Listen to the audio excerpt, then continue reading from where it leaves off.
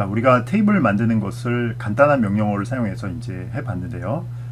요번에는 우리가 그 SQL 문법에 대해서 이 create table 하는 문법에 대해서 조금 더 자세히 알아보면서 이 테이블 크리에이션 할 때의 다양한 옵션들에 대해서 한번 사용하는 걸 한번 배워보도록 하겠습니다.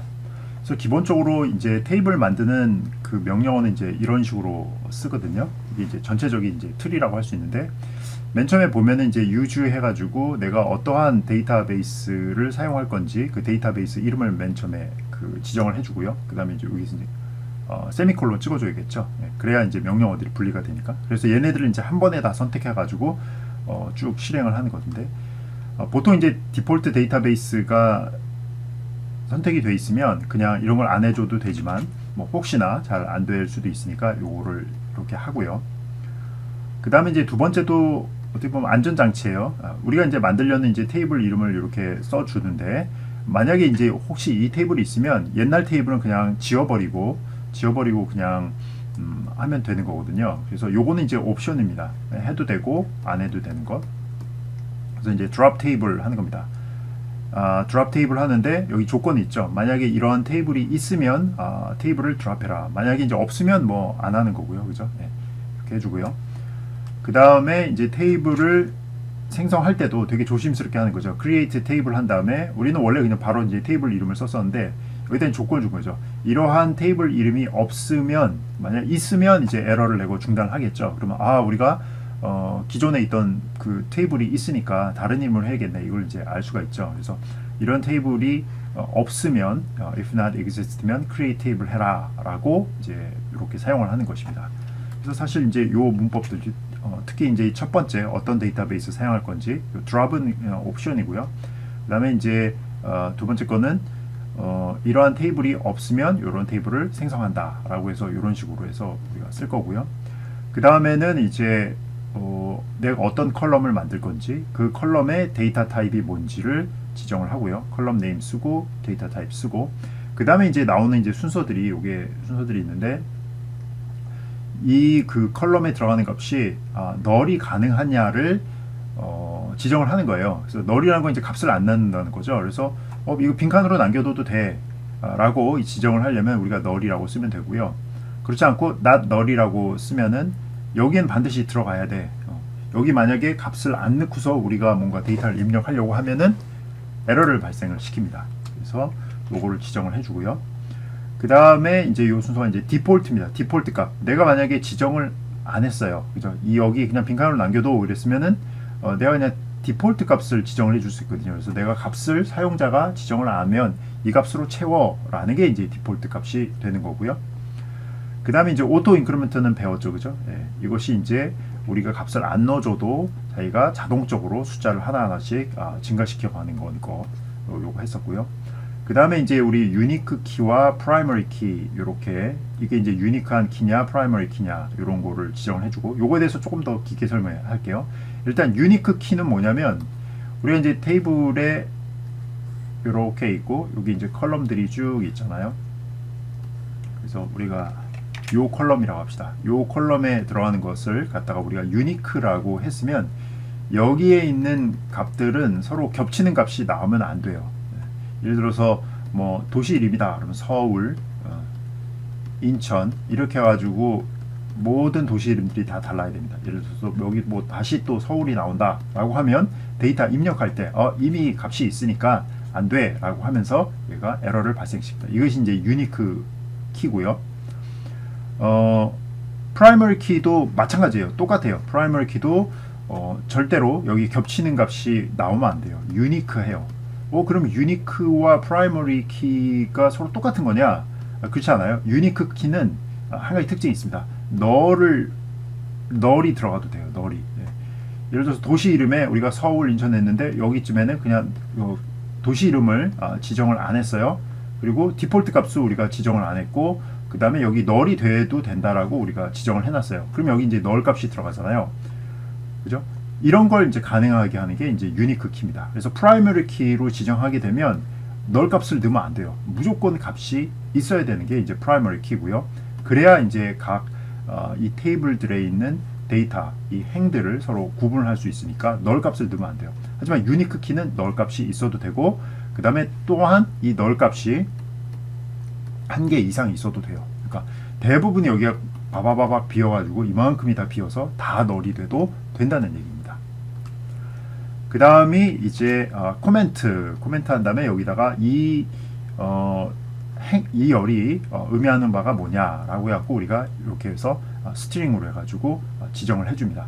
보통 이제 커멘트 같은 경우는 이제 잘 써주는 게 굉장히 중요하죠. 그래서 커멘트 이렇게 되어 있습니다.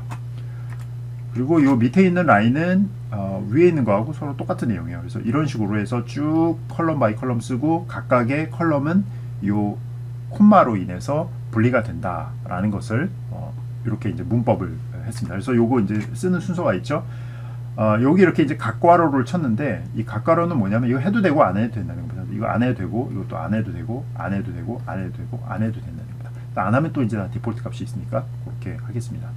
자, 이게 이제 테이블을 우리가 SQL 커맨드를 이용해서 만들 때 사용하는 문법인데, 물론 이것보다 이제 더 여러 가지 옵션들도 있고 사용하는 방법들도 있긴 한데, 그냥 기본적으로 간단하게 이제 사용하려면 이 정도를 이제 하면 되겠습니다.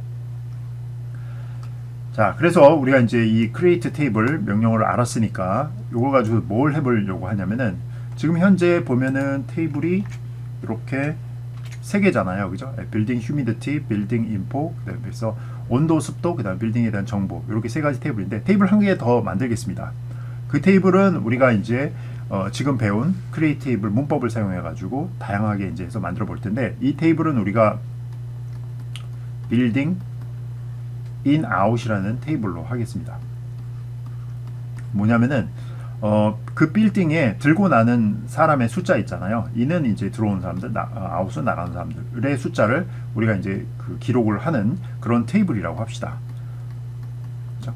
그러니까 결국 이 데이터베이스에 있는 모든 그 테이블들은 그 빌딩에 대한 관리, 운영 정보를 다 담고 있는 그런 테이블을 만든다고 생각하면 됩니다. 그래서 이제 빌딩 그 인아웃 그 테이블을 만들려면 이제 설계를 해야겠죠. 네, 설계를 해야 됩니다. 디자인을 해야 되는데 어떻게 할 것이냐, 요게 이제 굉장히 중요하죠.